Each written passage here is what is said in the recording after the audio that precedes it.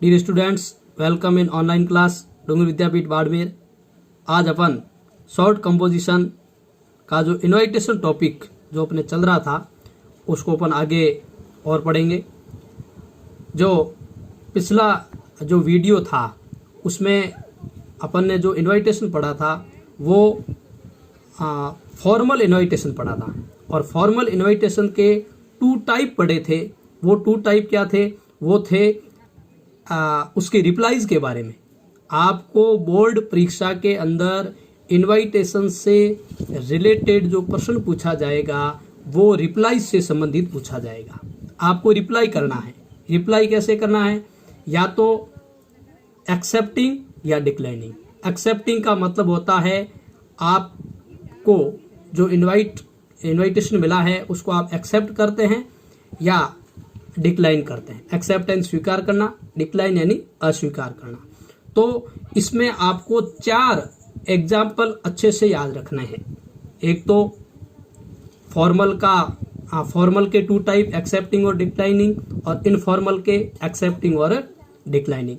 आज अपन नेक्स्ट जो एग्जाम्पल है, नेक्स्ट जो टाइप है वो पढ़ेंगे शॉर्ट कंपोजिशन में इन्वाइटेशन का इनफॉर्मल। अब देखिए स्टूडेंट्स, इनफॉर्मल इन्वाइटेशंस अनौपचारिक निमंत्रण पत्र जिसे हिंदी में कहते हैं। फॉर्मल पहले पढ़ा, आज अपन इनफॉर्मल को पढ़ेंगे। Informal invitation is just like an informal letter. Informal invitation is है जस्ट यानी ठीक, लाइक यानी उसी प्रकार। किस प्रकार होता है? एन इनफॉर्मल लेटर, जो अनौपचारिक पत्र होता है, अनौपचारिक पत्र होता है उसके जैसा ही आपका इनफॉर्मल इन्वाइटेशन होता है।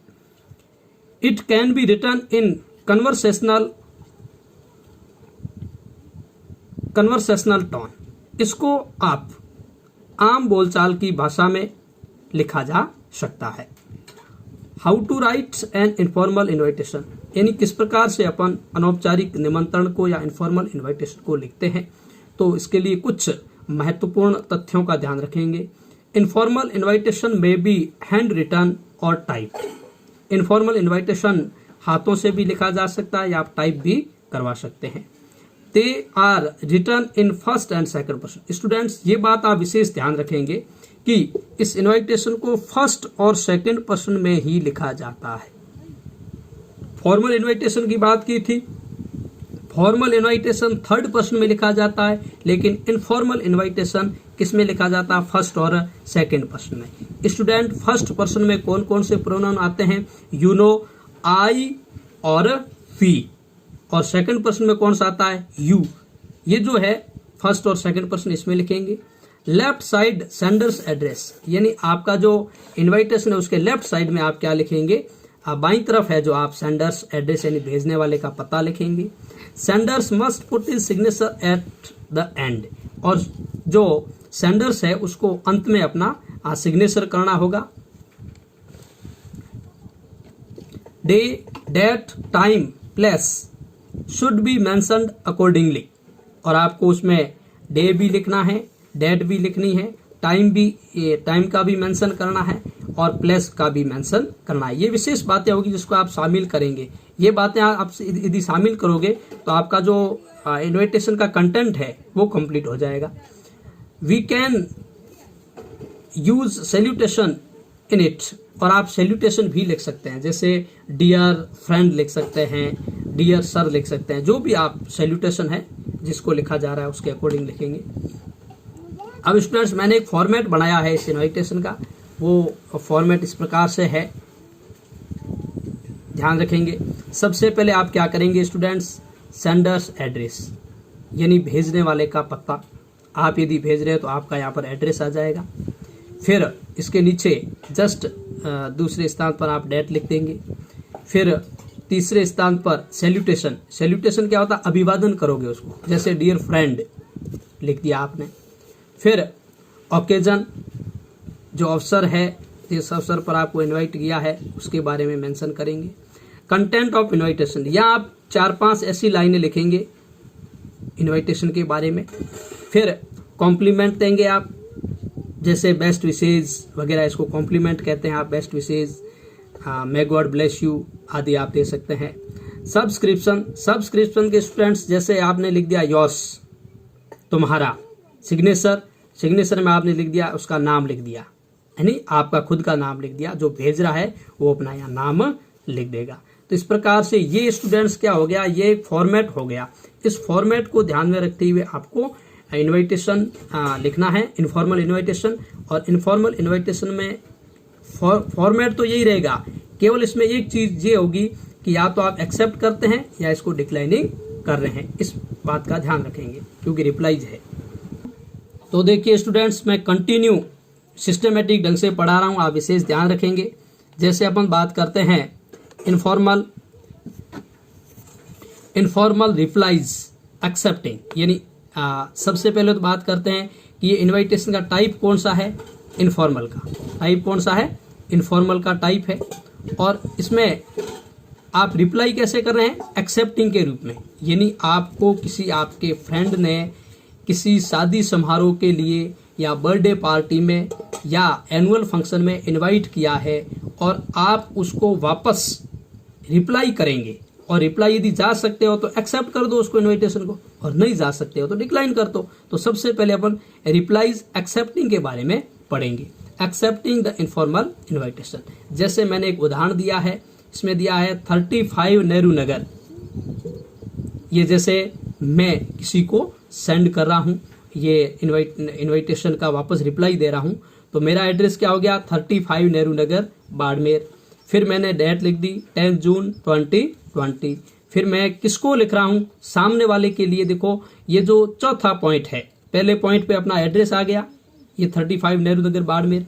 दूसरे पॉइंट पर आ गई अपनी डेट, और तीसरे स्थान पर क्या आ गया, सैल्यूटेशन। सैल्यूटेशन में मैंने क्या लिखा, मैं किसको लिख रहा हूं, डियर जेठानिया, ये लिख दिया। इसके बाद में आपका आ जाएगा ये ओकेजन आ जाएगा, कंटेंट ऑफ बॉडी आ जाएगा। जैसे मैंने लिख दिया आई एम प्लीजेंटली सरप्राइज्ड, मुझे बहुत खुशी हो रही है, आश्चर्य के साथ में खुशी हो रही है, टू रिसीव, प्राप्त करके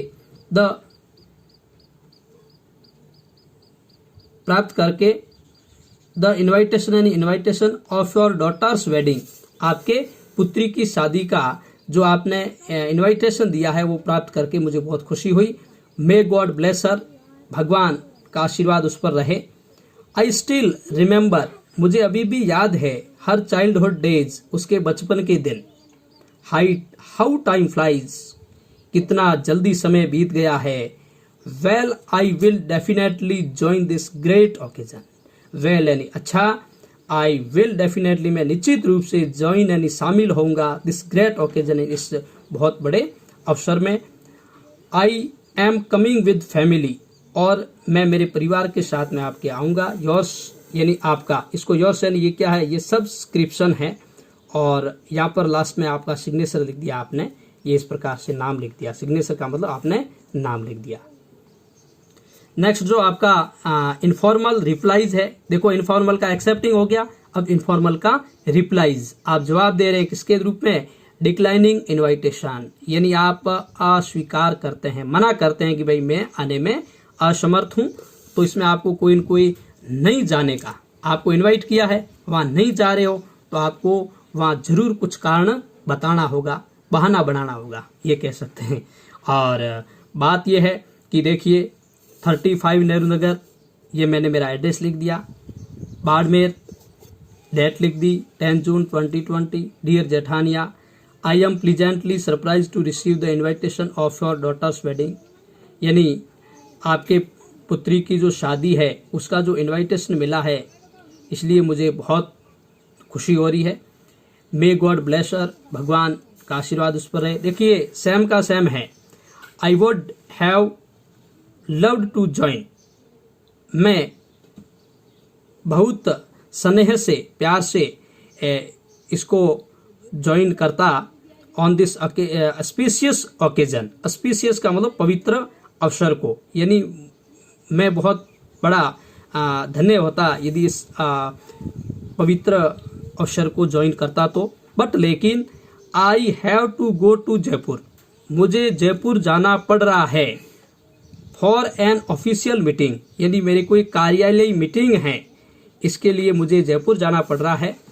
आई फील बैड, मुझे खेद अनुभव होता है, एज जैसे कि I will not be able to come there, वहाँ आने में मैं असमर्थ हूँ, इसलिए मुझे थोड़ा खेद भी है। To bless Sarita in person, व्यक्तिगत रूप से मैं सरिता को है जो आशीर्वाद देता हूँ। प्लीज एक्सेप्ट माई अपोलॉजीज, कृपया मेरे इस क्षमा याचना को आप स्वीकार करें। एंड बेस्ट विशेष, और आपको शुभकामनाएं शादी की। योर्स, आपका महेंद्र, या आपने लास्ट में सिग्नेचर कर दिया। तो इस प्रकार से आपने स्टूडेंट्स ये इनफॉर्मल रिप्लाईज डिक्लाइनिंग के बारे में, केवल एक्सेप्टिंग और डिक्लाइनिंग में डिफरेंट ये है कि आपको अस्वीकार कर रहे हैं उसका एक रीजन देना है, बाकी सेम की सेम लैंग्वेज रहेगी। तो स्टूडेंट्स ये आपका बनाने के बाद में ऊपर ये बाउंड्री जरूर आप बनाएंगे। तो इसमें आपको विशेष ध्यान रखना है कि आपको इनविटेशन कौन कौन से प्रकार के मिल सकते हैं। देखिए, इनविटेशन आपको जो मिलते हैं वो या तो बर्थडे पार्टी का हो सकता है, या वेडिंग का हो सकता है, शादी का, या फिर एनुअल फंक्शन का हो सकता है। ये 3 बहुत बड़े टॉपिक रहते हैं। तो स्टूडेंट्स, मैं आशा करता हूँ कि आप इस वीडियो को कंटिन्यू 3 बार रिवाइज करेंगे और आपको याद हो जाएगा, और यही फॉर्मेट रहेगा, इसी फॉर्मेट को आप फॉलो करेंगे। Thank you, God bless you.